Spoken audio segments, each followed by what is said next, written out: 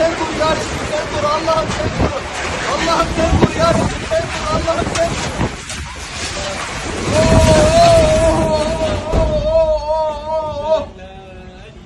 Eşhedü en la ilahe illallah.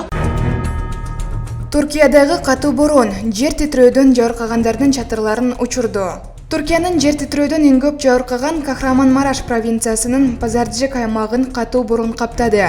Жабырлануучулар бар экендигин түркиялык басылмалар жазышты. Маалымат боюнча шамал 170 чатырды учуруп же оодарып кеткен. Жакын жердеги айрым үйлөрдүн чатырлары учуп, адамдардын үстүнө кулаган.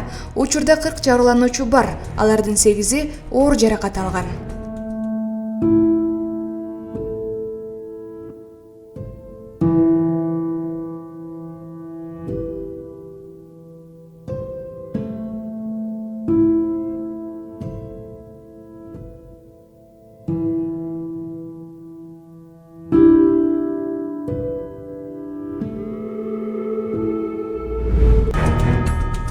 Эрдоган түрк элине 1 жыл газ бекер берүүнү убада кылды.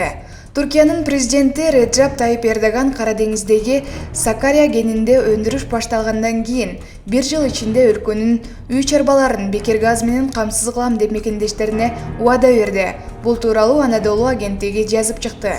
Тактап айтканда, бийлик 1 жыл ичинде айына 25 куб метрге чейин ички керектөө үчүн күйүүчү май менен камсыз кылат. Тиешелүү билдирүүнү ал май айында өтө турган президенттик шайлоонун алдында жасады. Түрк лидеринин айтымында Кара деңиздеги жаратылыш газы Түркиянын күйүүчү майга болгон муктаждыгынын 30%-ын жабат. Алгач суткалык газ өндүрүү 10 миллион куб метрге чейин болору күтүлүүдө. Бирок 2026 жылга чейин анын 40 миллион метр кубка жеткирүү пландалууда. Булак Назар Ньюс.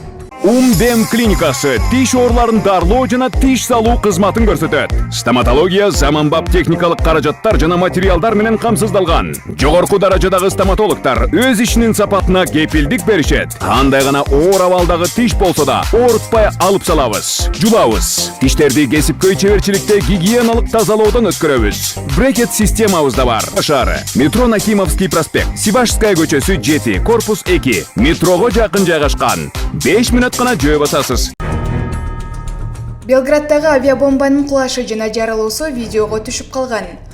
Орусиянын Белград шаарында 21 апрелге караган түнү болгон жарылуунун видеосу байкоо камераларына түшүп калып, социалдык тармактарга жарыяланды.